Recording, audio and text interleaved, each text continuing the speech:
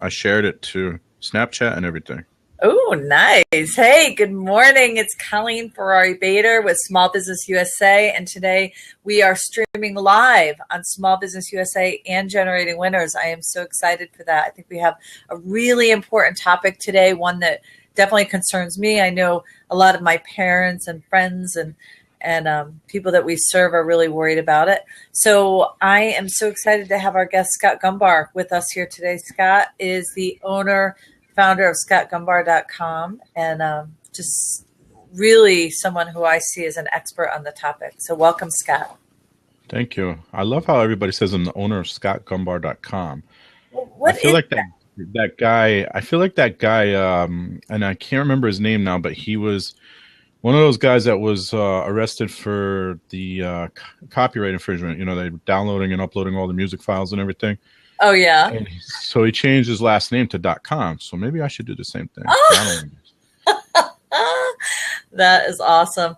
Hey, let's just get started because we're talking about how do you keep your family safe. And I'm going to just start with this little story I started to tell a second ago while we get some folks on. But I went to my daughter, and she's in an amazing school. And they're really focused on how do you protect your kids on the internet. And I said, Aislinn, here I am throwing her name out on the internet, right? Isn't that cool? But I said, hey, what should I interview Scott about? What should I ask him about? She goes, Mom, tell him there's just too much noise out there. And we just keep talking about it and talking about it and talking about it. And lo and behold, I followed up and asked her a few questions, and she's not prepared. And here I am so worried about her being prepared. We're hosting this call, and she was completely unprepared. And I'll share some of those stories in a minute. But, I mean, give us your overall feeling. Where are kids and where are families when it comes to their own personal security and their family security when it comes to the internet?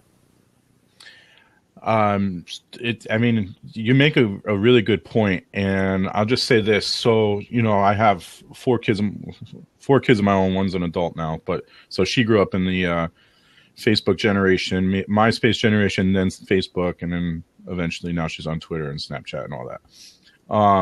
The other kids really aren't using the internet much yet, other than YouTube. So we spent a lot of time with my 5-year-old son as the example. I spent a lot of time with him saying, what do you do if a stranger approaches you and says, hey, I have a puppy in my car, or, those situations where kids are being abducted. We spent a lot of time coaching our kids on what to do in that scenario. And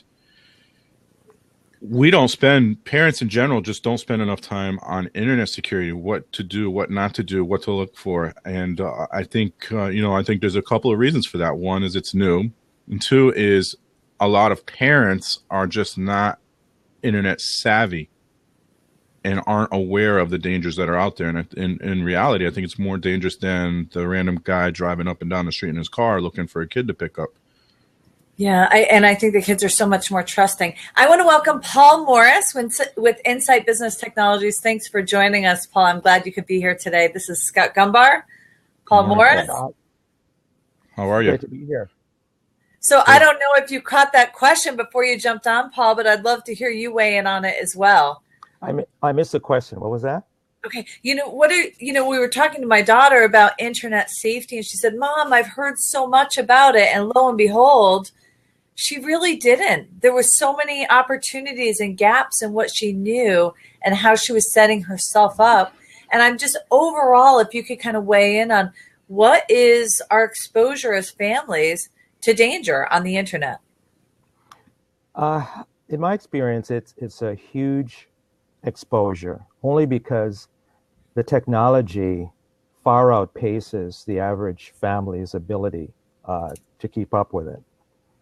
And compared to the whole technology field maybe 10, 15 years ago, it's a different ball game these days now, where parents can no longer just sit idly by and expect that, okay, they have an antivirus program or some protection on their machine, and expect that over the course of their children's childhood lifetime, that that's all they're going to need to do. They don't have to be as vigilant, because hackers are constantly looking for new and different ways to penetrate the protection you have in the machine.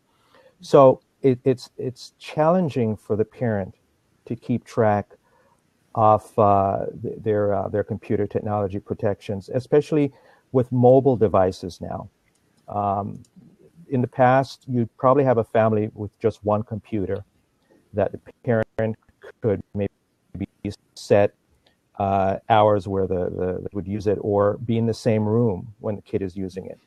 Now, a lot of young kids they're going to have their tablets, they're going to have their smartphones, and it's tough to keep track of where they go, what kind of protections are on those devices. And there are a lot of software out there that maybe you can put in a mobile device to protect it. But one of the loopholes are going to be chat rooms. There are not a lot of antivirus type firewall software you can put on mobile devices, and even desktops that can monitor or even block or track chat room activity. I'm going to share a story on that, Paul, because this blew me away. Yeah. My daughter and her friend were at the house or up in their bedroom, and they're playing, and they were playing Words with Friends with each other up in the bedroom. And all of a sudden I get this call up to go talk to them. I'm like, okay, I'm not thinking anything of it. What are you girls doing? Playing Words with Friends. They said, Mom, wait till you see the crazy questions this guy is asking us. And I'm like, what guy? And sure enough, some stalker, like in the chat session that they didn't know, they started a game with him. And I went back and looked at the conversation, and here's this innocent 12-year-old having the conversation. What are you doing? Blah, blah, blah, blah, blah, blah. She says how old she is. And this guy, the question that prompted them to call me was that this man asked them what they were wearing and could they put their pajamas on. And I'm like, what? And I completely was enraged, but also helpless at the same time. I mean, what do you do? Scott, any thoughts? Yeah, it's the best defense, because the best defense is education, because there's always going to be a loophole. There's always going to be a backdoor or a way in. The best defense is education, and then following that up with role playing. And like the example I was giving before, we all teach our kids. Any good parent teaches our kids what to do when a strange guy tells you, "Hey, look at the puppy in my car," or somebody offers you some pills or some alcohol at school. We all role play with our kids to teach them what to do in those scenarios. I don't think, as a whole, parents do that enough for internet safety. I think both of you gentlemen bring a very interesting dynamic to this conversation. So I want you to tell a little bit about your businesses. But Scott is out there teaching and doing presentations at schools and building websites. And I love that he goes in and he tells these kids, I'm a hacker, and let me show you what we can do. And let me show you the information I can find out about you on the internet. And then Paul, you have a very different, so Scott is very about the education and teaching, and you are really about protecting the home at that computer level. So I really want you to just take a minute, both of you, if you could, and just tell everybody a little bit about your businesses and what you offer from a protection perspective for families. Paul, do you want to start us off? Oh, sure. By way of introduction, I have been an IT professional for a good many years now. I don't want to give my age away. Sorry, I got a frog in my throat. But my focus has been for the longest while on managed services, providing proactive services to clients above and beyond the usual support and maintenance, but going the extra mile, touching a little bit on what Scott does in terms of education. Because it's not only kids and teenagers, young adults that need the educational, but business people, professionals who don't have the time to have to worry about technology. getting them involved in understanding what the risks are and what the advantages are for their business.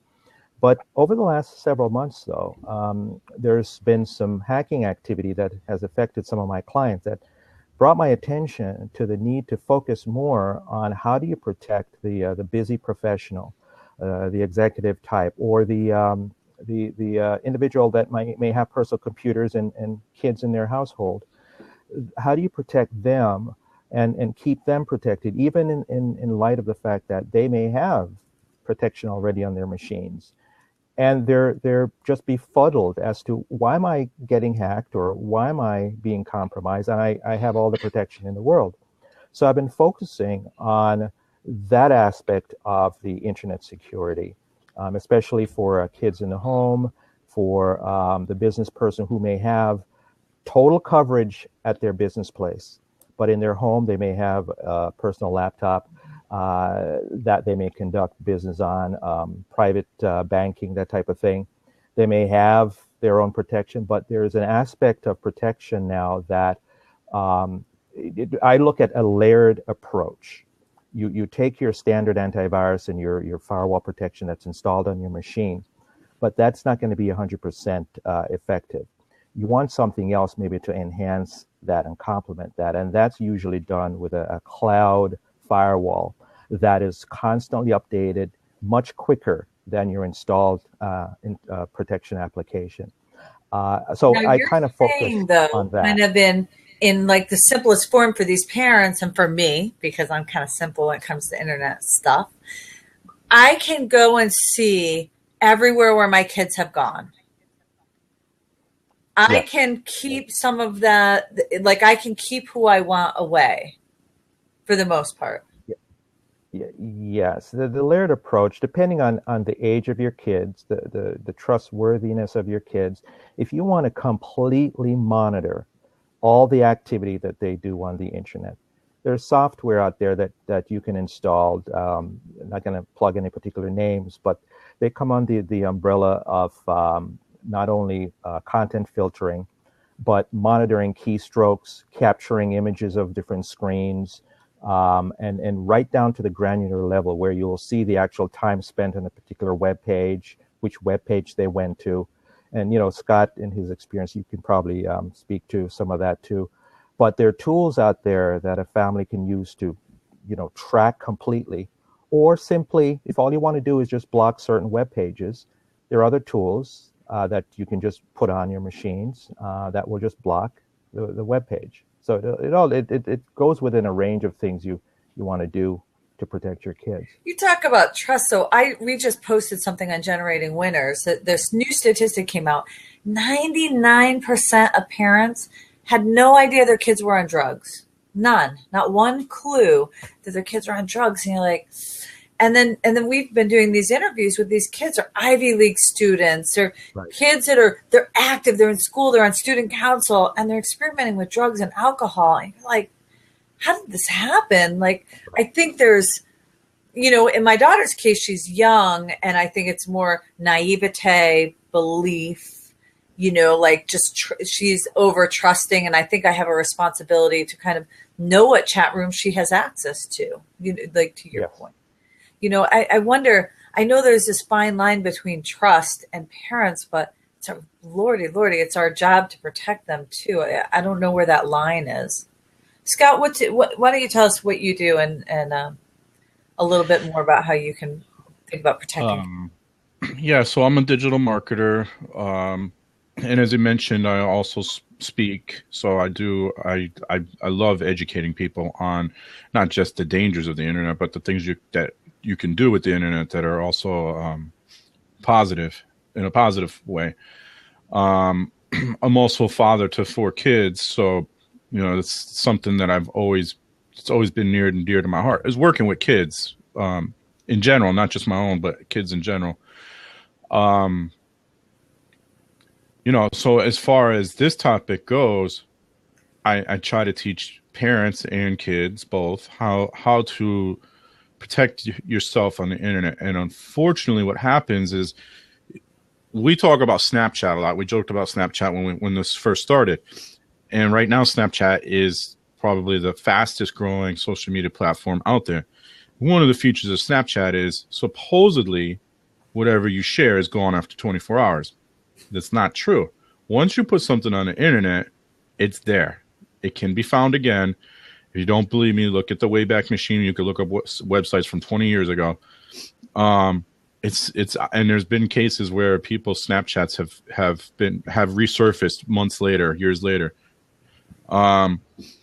Kids don't know that. They say, oh, well, I can send this picture to my boyfriend because it's gone in 24 hours. Or I can make this comment about this girl because it's gone within 24 hours. But it's not. And you're setting yourself up for future problems. It was just a case here in Connecticut where they a sexting case. I don't remember. I think it was Newtown, actually. They arrested 3 kids, I think, and they think there may be like another dozen kids involved. So that's the danger that's out there today. These things affect not only your kids today, but they affect them in the future as well. And that's where I think a lot of parents need the education. A lot of kids need education to know that whatever you put on the internet now, it's there. You cannot remove it from the internet, no matter how hard you try. So my daughter said they teach her, never put anything on you don't want your grandmother to see. But here's the truth, right? So in the most recent statistic that I could find, 40% of all teenagers say that someone has been mean to them online. There's been something negative posted. 25% of teens are saying that they are actively and regularly cyberbullied right now. And those are just alarming statistics. And, just most recent, and it's probably not the best example because it happened to someone I know in Australia, but we hear about it all the time. This young teen killed herself because of cyberbullying. And you have these examples and, everything's, back in our day, right? You were mean to someone and there's no evidence of it. It's not sitting around on their internet, like reminding them how mean you were. Like it came and it went and maybe you can justify it, but it didn't get that mass attraction that cyberbullying is getting right now. So the consequences are so big, and to have such a large number, 25% active and 40% have had mean content distributed. It's just, they're way too big, right? I would bet that number is actually bigger than that. I really would. I think one of the things about the internet, good or bad, depending on how you look at it, is that people feel a little braver behind a computer screen. When going back to what you were saying, not to date any of us here, but when we were growing up, if somebody bullied us, they had to do it to our face, and they risk a reaction that they weren't going to like, right? So how did you stop a bully when we were growing up? You just stood up to him. That was it, and it was over. You can't do that on the internet, and it gives these kids that feeling of invincibility because they're behind a computer or behind a smartphone, whatever the case may be. And now they think they can do whatever they want and nothing can happen to them. Well, and there's fake profiles now. What do you do about that? So that's one of the things I educate. I'm sorry, Paul, if you want to hop in, feel free. But that's one of the things I educate people on is, Colleen, I can take your profile picture on Facebook, create a whole new profile. And I personally know somebody this has happened to. Luckily, the person that did this made a mistake. But create a whole new profile, say, I'm Colleen Ferrari, and start adding more people, adding your friends again. And now I have a way to interact with your friends that could negatively impact you and negatively impact those people. Wow. So let's throw out this other statistic then, because I find this fascinating and it probably lends itself to both of you. But 6.5 million people are cyber stalked every year. And only half of them, 53%, knew the person that was stalking them. We have these computers and they're not going away, right? It's a fact of life. Our kids need it to do school, but we are letting people into our homes through it, right? Essentially, yes. Yep. Yeah. It's an amazing and alarming statistic. And what Scott was mentioning about taking over a profile, creating a separate profile, it's almost like identity theft on the internet, social media.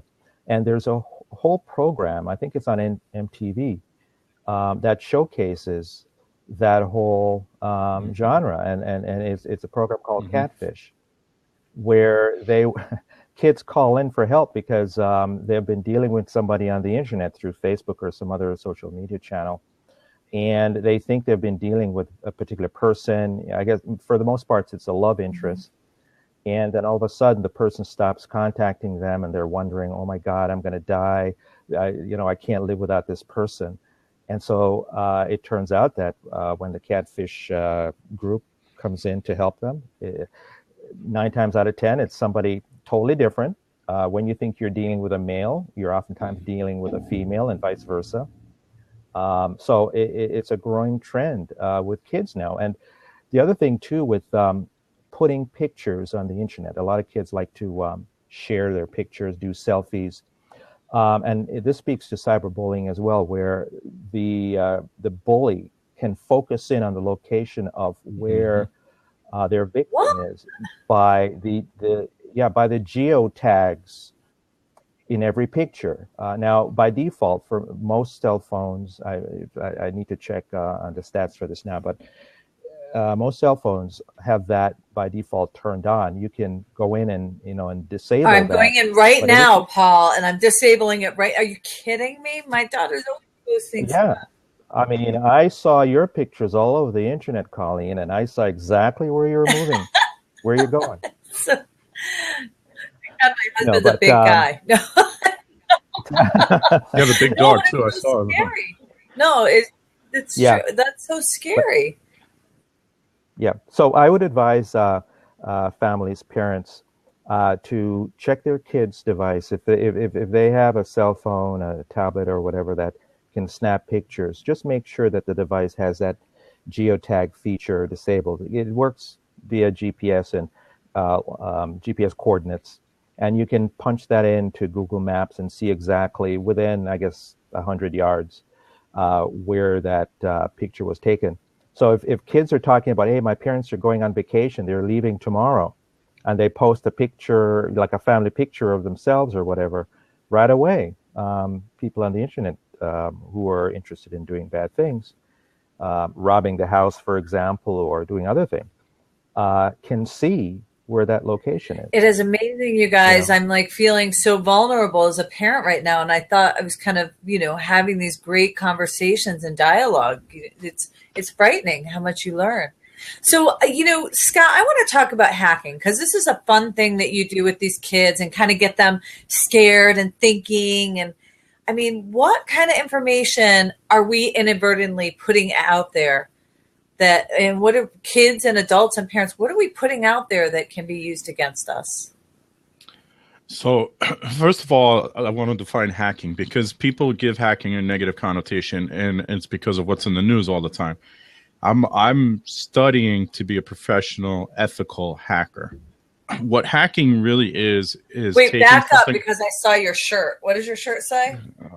Oh, but this is something. So we add hack to everything now. This is something completely different. But that's for sales and marketing funnels, which is ironic because yesterday I did a blab about bypassing the entire sales funnel. But anyway,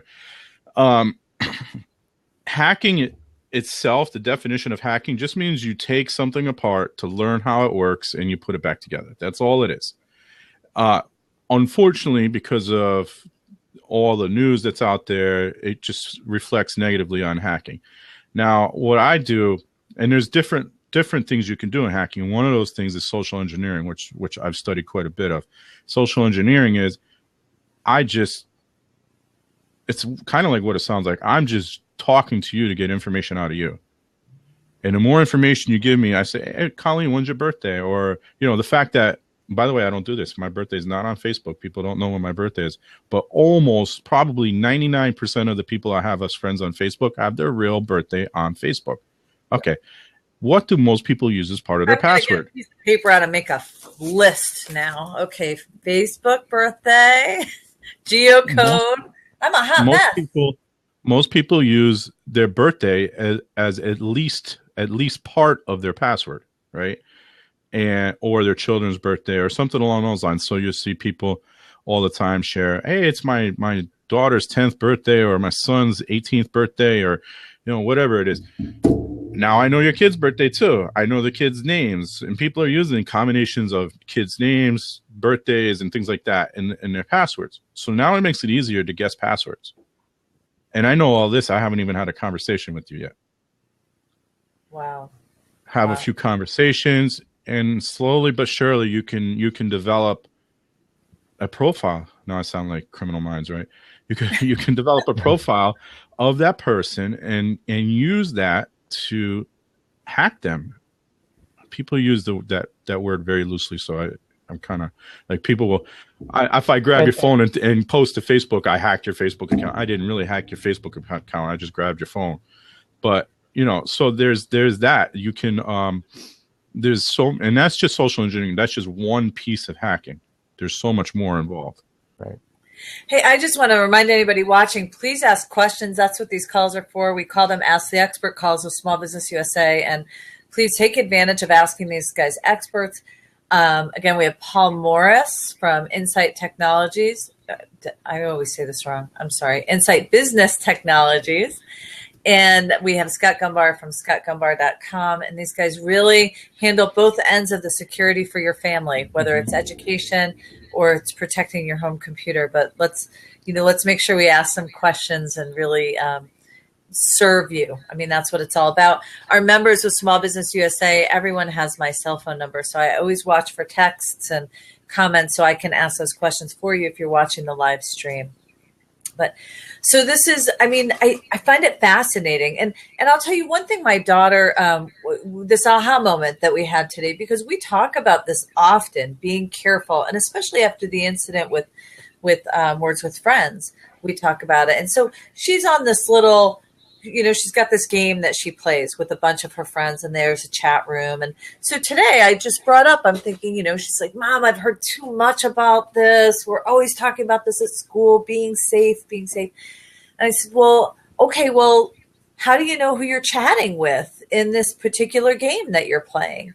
And she looked at me, she goes, Mom, their picture's there. I know their age, their birth date's on there, their name's on there. I'm like, I can do that. She goes, Mom, but I could tell the difference between a real picture. And I'm like, how? I could take one of your pictures. Are you kidding me? Of course I could put a real picture on. And she had that moment like, oh, like, how could this happen? How could this be somebody different? And then I went on to tell her some of these horrible stories that we always hear in documentaries that 60 Minutes does.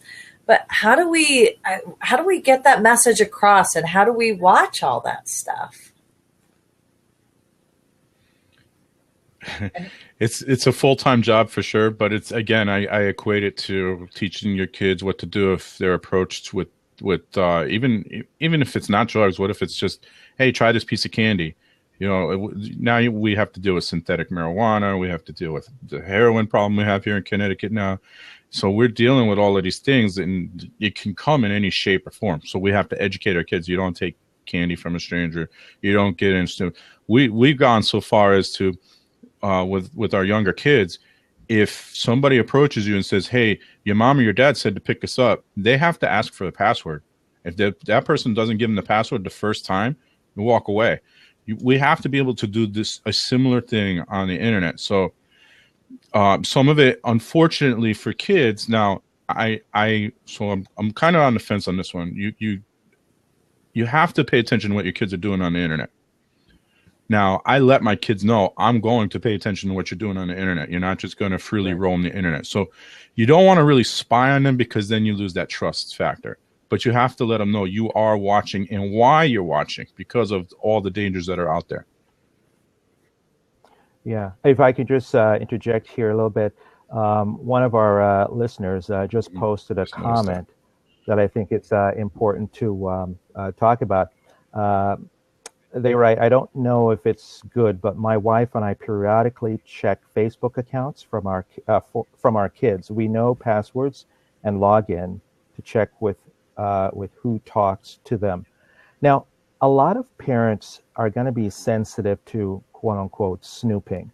They equate it to finding your kid's diary and going through it to see, your personal stuff. And kids sometimes feel that way too about their parents wanting to know where they're going to. But you know what? In today's world, parents, again, depending on the age range, have to do things like that.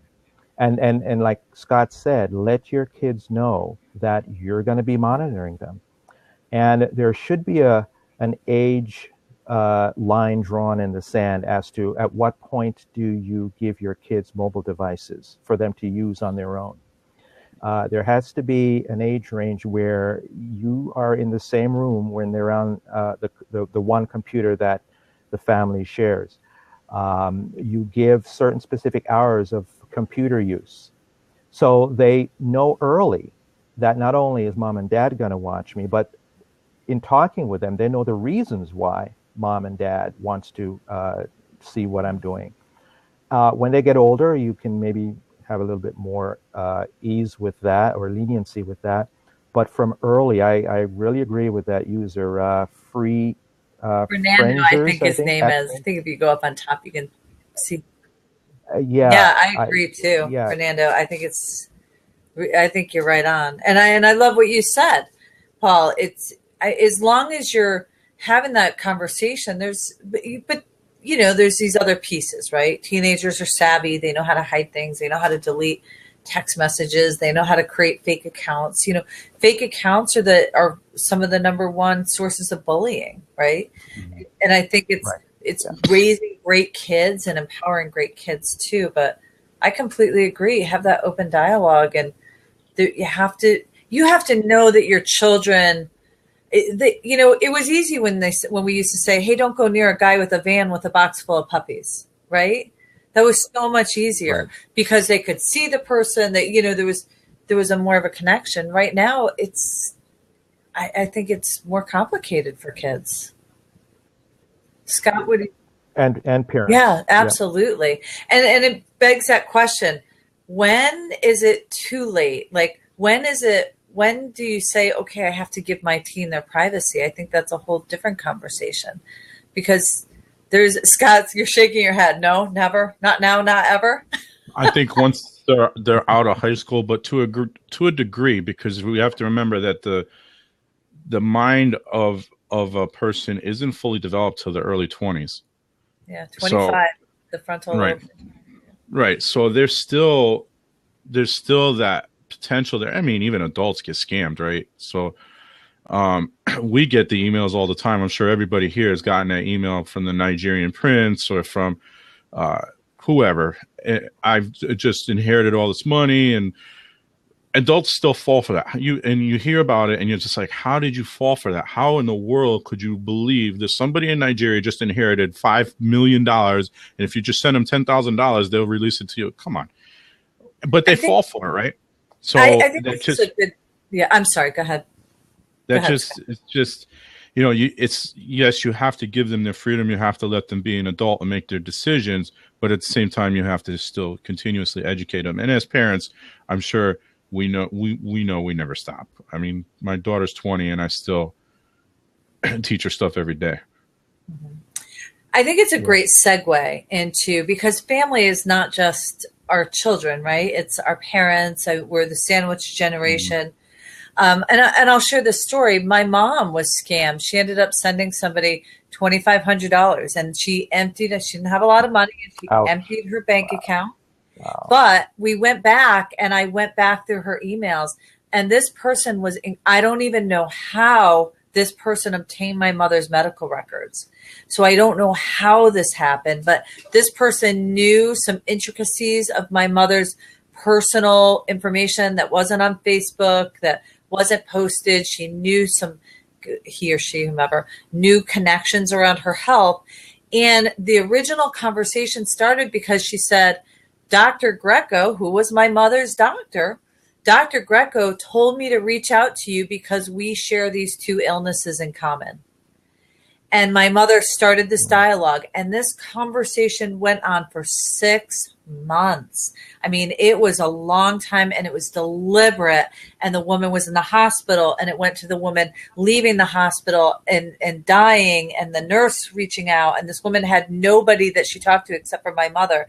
And sure enough, my mother sent this $2,500 to get her inheritance and pay for the attorney to have them. I'm like, what? It was her last $2,500. You know, she actually borrowed some. Had she not borrowed the money to make up the difference, I don't know. And my mother was, in her day, an incredibly smart businesswoman.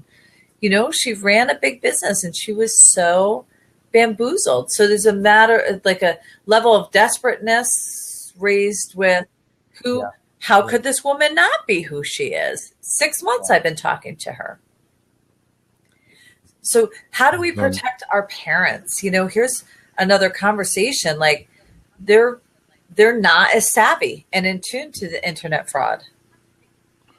No, it sounds to me like there's a level of social engineering going on there.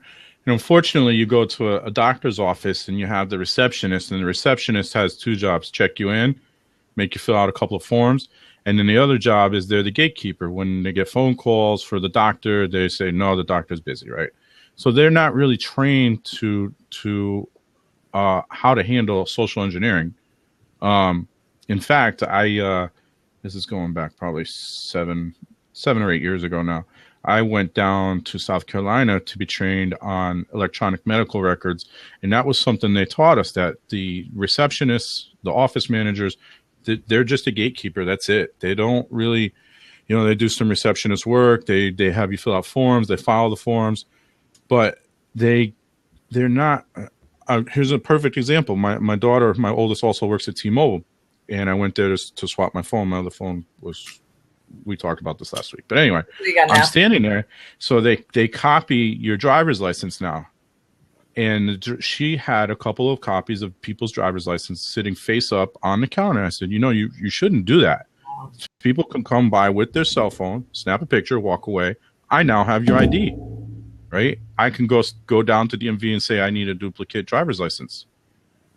And we all know what a mess DMV is in Connecticut right now. So, so she turned them over, and I explained to her why she can't do that. So there you go. I just educated my 20-year-old again, right? And I think that as adults, even our generation, even the millennials, they're just not educated enough as to what can happen by a simple conversation, by leaving a paper turned up versus turned over or not filed. Because even though doctors' offices are supposed to be all electronic now, they're not. They're still putting papers. You know, you're still filling out paper. I went yesterday to get a boot for my foot. And a guy had me write, he wanted me to write my social security number on the paper. I said, well, why would I need to do that? There's no reason for you to have my social security number written on a piece of paper, right? So little things like that, unfortunately, Gen Xers and millennials, a lot of them are just not taught. Now, the boomers, they didn't grow up in that era, so they don't have a clue. Everything was done on paper in their day. So they have no idea that these things can even happen, unfortunately. Yeah. And it's education. My husband, he doesn't have, I mean, he'll throw his credit card on the table for, you know, he won't put it in the little sleeve. He'll throw his credit card on the table after we have dinner for the waitress. And I'm like, anybody can walk by and take a picture of that number. Or, you know, like my radar goes up when I go into a store now. And if they want to make a copy or an imprint, I'm like, there's no need. To your point about the social security number, there's no need any longer to do that. Right.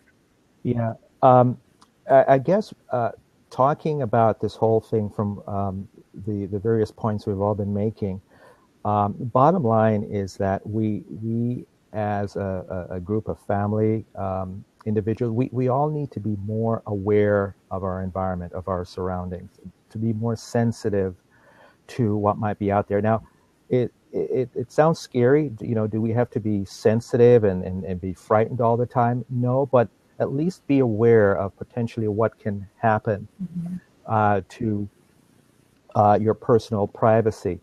Just by way of an anecdote, with one of my clients, an older gentleman, he had his Gmail account hacked, and it was completely shut down. And he noticed it using his BlackBerry. Folks started to contact him saying, hey, I don't think you sent this email. It looks suspicious. And so he decided to take his BlackBerry to the Verizon store. And he asked for help. And the manager took him aside and listened to his story and offered to act on his behalf. The manager suggested that it's best if we contact Google, maybe get a Google tech support to open your email access again. And the manager went on Google's website, Googled Google's customer service number, and called somebody and set up an appointment for, quote unquote, Google to call the guy back later on at his home. Somebody from, quote unquote, Google called the guy back later that night and started to work with him, remotely connected to his machine. And it turned out to be some scam outfit from the Philippines. And the Verizon manager inadvertently picked up the wrong number. That can happen to anybody who thinks, okay, I'm going to my cell phone representative and I'm going to have a manager help me out. And a simple little mistake like that can cause you a lot of grief. And my client finally realized that something is amiss here by the kind of questions that this representative, Jake from State Farm, tried to ask. So. I love just to be aware of your surroundings. I love Fernando's comment. It's more important. Is more important good communication with our kids or entire family before tech stuff such as firewalls, web content fillers, etc. So I think it's a question about isn't good communication more important? I think you have to have both, though, don't you? I think you need to put some protection in, some firewalls, but you also have to protect and educate as well. And I think it goes for whole your family. As you guys are talking, here I'm Small Business USA through and through. The first thing that I can think of is how much sensitivity training needs to happen in a retail environment, whether it's retail or there's all these HIPAA laws, but for somebody to have you write down your social security number, I mean, it's just completely a lack of security and sensitivity training. There's such a market to really train and teach people, because businesses can really subject themselves to liability. If somebody ever took photographs of those driver's license pictures, that would be horrible, right? Right. Yeah. Yeah. I mean, and we see it all the time with, Blue Cross and Target and everybody. I don't know of at this point of a franchise that hasn't been, not a franchise, but a chain that hasn't been hacked at this point. Even the FBI and the CIA have been hacked. So what does that tell you? Your information is just not safe. It's really up to you to make sure that it's safe. And there are programs to answer Fernando's question. Yes, communication is ultimately the best thing. It's little things like if you're gonna swipe your card at the gas station, go to a gas station that's open 24 hours, because they put skimmers. I just saw another news story just yesterday or the day before. They were putting skimmers on the card readers at gas stations. Well, if the gas station's open 24 hours and has cameras everywhere, it's probably not happening there. Huh. But it's happening at the ones that close at 7 o'clock at night and reopen the next day, and nobody's there. Not to say that it can't. If you're going to use an ATM that has a bank logo on it in a well-populated area, because, again, they put skimmers on these credit card readers, the ATMs, those random ATMs that you just one day wasn't there, the next day it's there. Don't use those. Things like that. It's if you can use an ATM that's in a locked, you need to use your ATM card to get in, then do that. But even little things like that, it's just that easy to steal people's identity. I know we're getting kind of off topic. Right. But it's education. Teach your family, whether it's your parents or your children, this is what you do in this scenario. Now, I'm going to tell you firewalls and content filters, those things are great as well. I filter certain types of content on my computers in my house. They're not foolproof. Nothing is. But they do give an extra level of security and an extra level of difficulty to the person trying to get to those things. So it may discourage some of that behavior. So I'm going to I want to start wrapping up the call. I can't believe how far into this we got, but I'd love to ask you both. Now, take your business aside because I want to ask a business question after this. But the first question I want to ask you is, what are the 3 most important things you would do today to protect your family from the internet? Who wants to go first? That's a tough one. I don't know, Paul, you got anything? Well, one key important thing that I would do, knowing that most of the internet use is going to be using a browser, whether on the desktop or on a mobile device, is educate my family members about what to look for as they browse a web page. And if they're buying anything online, one of the key things to make sure of in the browser window is once you get into the checkout or the credit card entering area, is just make sure that is a secure page. And there's a way to do it. If you look in the upper left corner of your screen, make sure that in the URL field that there appears a lock icon. And also make sure that the first few letters of that URL starts with HTTPS. Make sure the S is in that follows the HTTP. So the 2 things as you browse and you're on pages where you're entering in personal, private information, make sure that you see that lock, that icon representing a lock showing up, and make sure that the HTTP is followed by an S. And you can be assured that that's a secure page. So, a lot of people will browse the internet and do transactions on there. That's going to be key to make sure that that's there. And that simply tells you that the transaction is encrypted both ways and your information is secure. That's the first thing about using the computer and browsing on the internet I would make sure that folks are aware of. The second thing is be aware of the pop-ups that might come on your machine. Don't just willy-nilly start clicking on the machine, because a little known secret, so to speak, is that there's some pop-ups that are designed to run processes in the background, even when you click on that little X in the upper right corner to close it. And if you see a pop-up that looks suspicious, it's not from the usual vendors. You may see a pop-up from Amazon or some other businesses like that. That's, for the most part, legitimate. If you see a pop-up that really looks strange, don't click on the X to close it. And this might be a little bit more technical, but it's at least important to know. Do a Control-Alt-Delete on your keyboard. That will bring up an option where you have some menu choices. Choose the Task Manager. You want to click on the Item or Application tab, and you may see a reference to that pop-up. You select that reference and then click End Task. For the most part, that's a safe way to close a pop-up window that you think or you suspect is bad for you.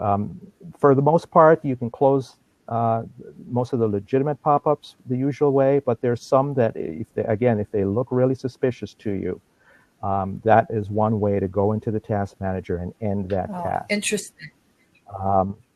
Yeah, so that's and I use the Control-Alt-Delete because there are other ways to quickly get to the Task Manager, but rather than go through, you go through to the bottom right corner and you do that. Just Control-Alt-Delete, select Task Manager, and then do it that way. Then you close out and you're back at your desktop. Off the top of my head, those are the 2 critical things. And then just the communication. Be aware of your browsing habits.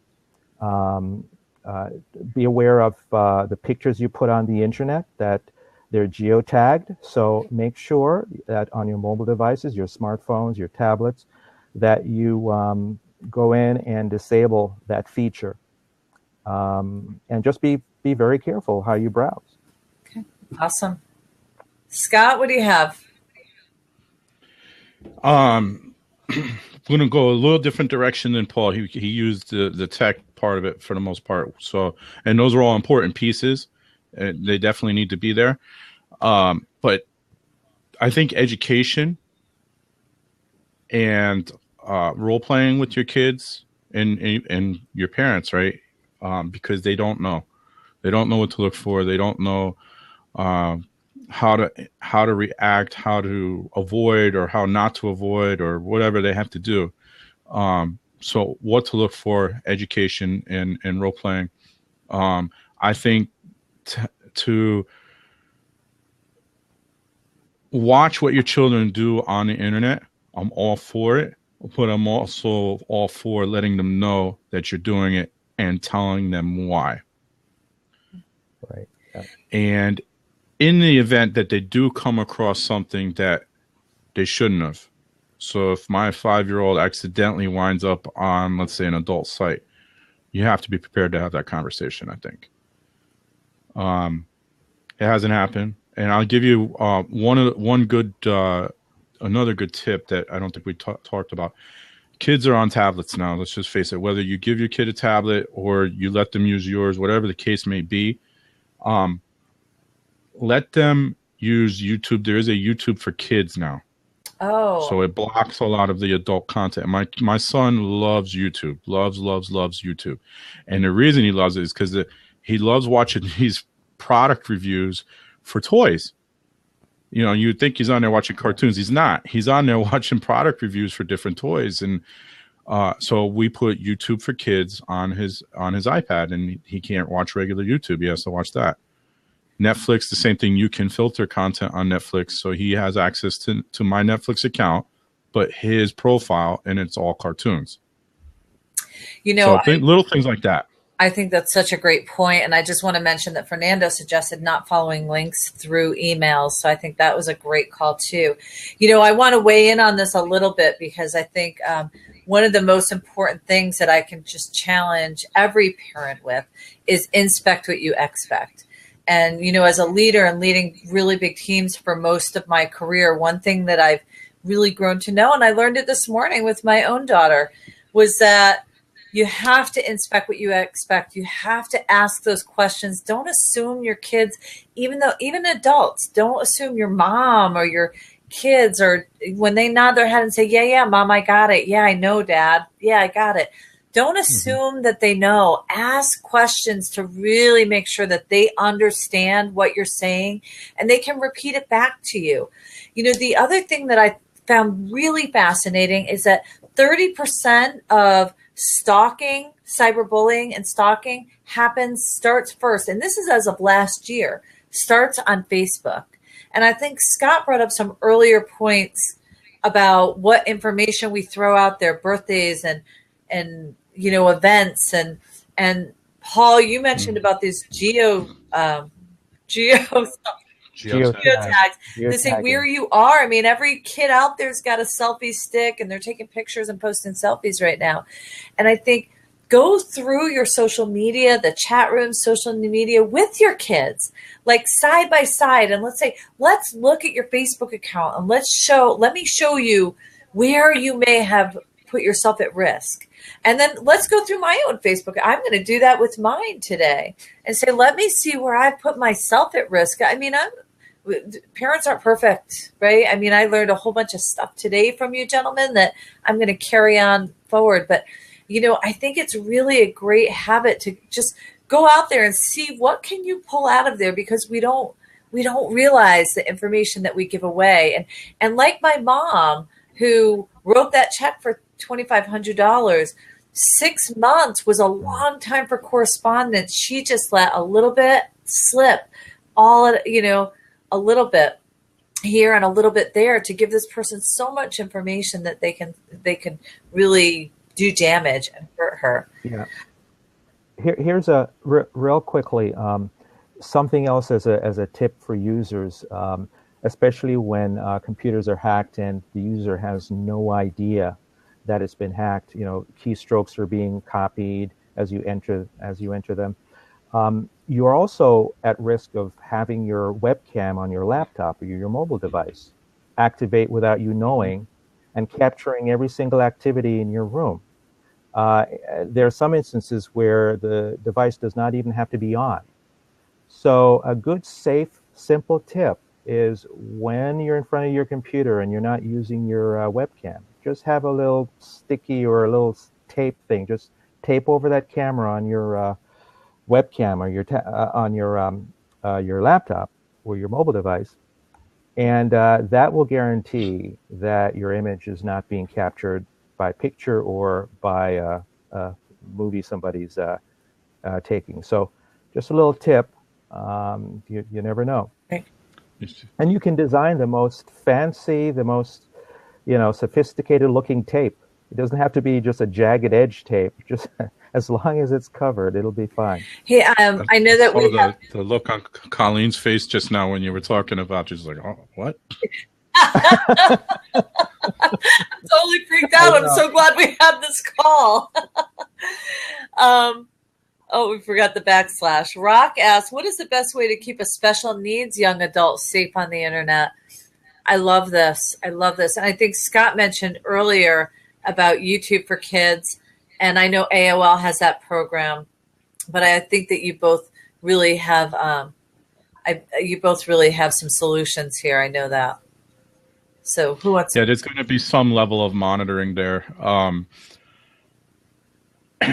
I will tell you, there are groups even here on Blab that talk about these things quite a bit, but there's going to be some level of monitoring. I don't know that there's any foolproof way at all, but yeah, they offer different programs that can help with that as well. And I think they even make devices for that. Definitely not my area of expertise, but I'm almost positive they make devices to help protect special needs people on the internet as well. And the other thing I would point out is for all of your social platforms, even Gmail, we mentioned the Gmail hack earlier, use dual authentication. So you log in with a password and then it sends a text message to your phone or something like that. There's different variations of that, but use dual authentication. I have that on every single social media profile and my email. And I think that helps prevent hacking. It's, again, not foolproof, but it certainly adds an extra layer. Paul, you happen to have a program, I think, that can help him. So maybe this is a great segue into talking about how do we, what does your business do and how can your business help protect our families?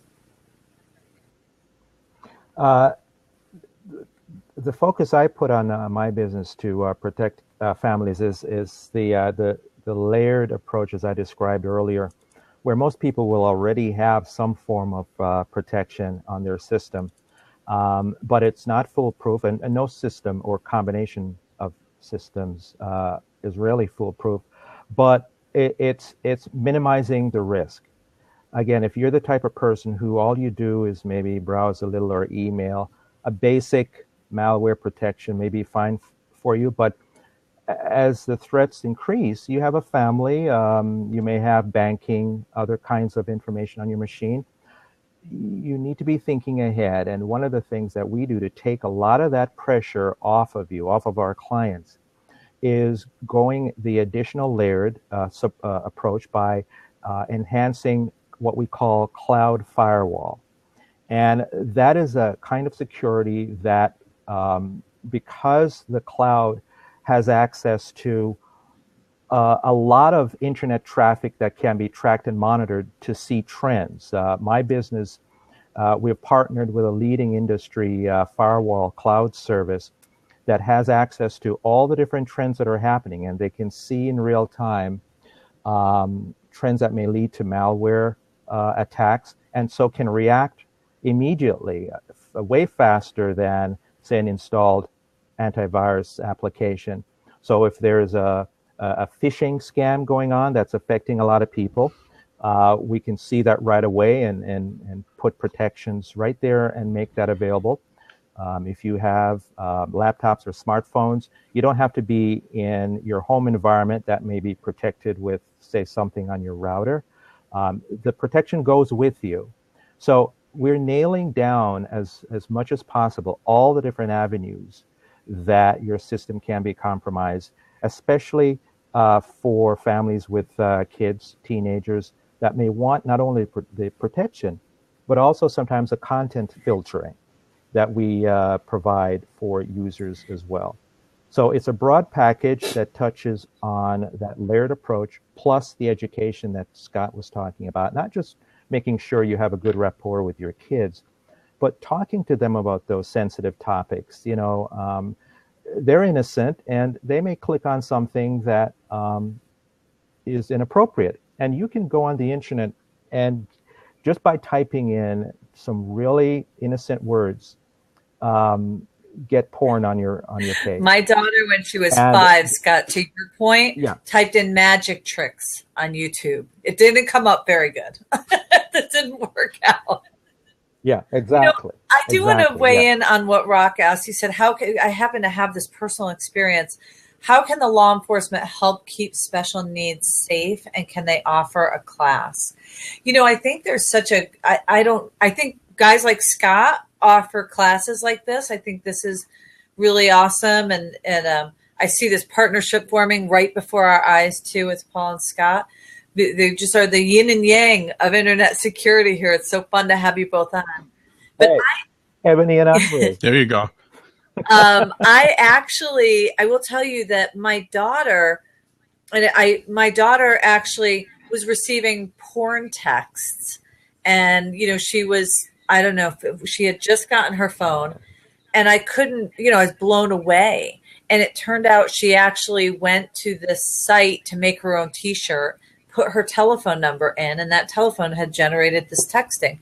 And so I asked the police, I'm like, it wouldn't stop. I responded, which was the absolute wrong thing to do. I learned after, but I responded on the phone saying, hey, this is a 10-year-old child. You can't do this.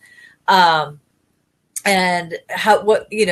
whatever. And it continued. It just kept sending her more and more and more porn. And it kept coming up through different telephone numbers. And I went to the police department and I said, okay, what do I do? And they said, you can educate your child. That was their answer. I'm like, can't you do anything? Like, how do I stop this? And they said, you have to stop responding. That was the only way that I could stop it. And which is, a mother's instincts. You're mama bear, right? You want to go in and rip this person apart.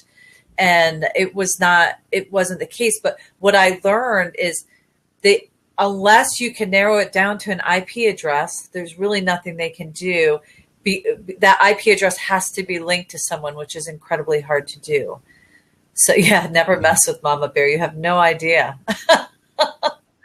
But how to avoid bad things on the internet, and how do you take on the good things? I think they're all really, I mean, I don't know how much at the beginning of this call, but these guys have been so amazing at helping identify this. And, in layman's terms, I mean, Scott is really about education and creating websites and links for you that are protected and safe, like secure. And Paul really does some great things here with just protecting your home computer and making sure that nobody can access you. But there's some challenges, and my heart goes out to you with the special needs child, because I don't know the answer. Do you guys have a good answer for that? I know that a lot of police departments in your local town or community have, to a greater or lesser extent, outreach programs where they will go to your school. They may have like a community center that they periodically will stop by and talk about social media and some of the security issues, the internet threats, that type of thing. So and that needs programs. They may target that group and have very good programs to help educate people. So I would encourage folks that might want a little bit more hands-on training, reach out to Scott from what the training he does. But the question that was asked about the law enforcement, reach out to your local law enforcement police department, and more than likely they will have a program, and they will have information that can assist you, meet you at your town community or at your school, and can get that help readily available for you. I would agree. I would agree with Paul on 100%. Each local law enforcement is going to be different. So you have to speak to your local law enforcement to find out what it is they do. And they may offer something. The school system may offer something. There may be a separate group in the town that may offer something. They may even have a nonprofit group that does it. But yeah, you would have to have that conversation with your local law enforcement to find out what they offer. But they probably do offer something, especially if it's a smaller town that's not so busy.